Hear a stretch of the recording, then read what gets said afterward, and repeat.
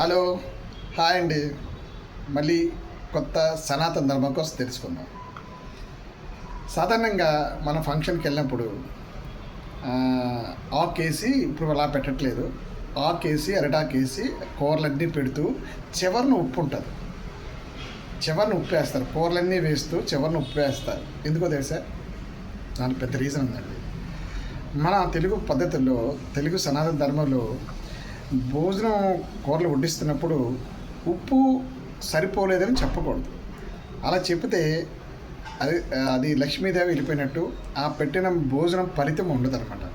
సాధారణంగా అప్పుడు ఏం చేసేవారంటే, భోజనం తినాక కానీ ఉప్పు కానీ సరిపోకపోతే భోజనం అయినాక చెప్పేవారు ఇందులో ఉప్పు తక్కువ ఉందని.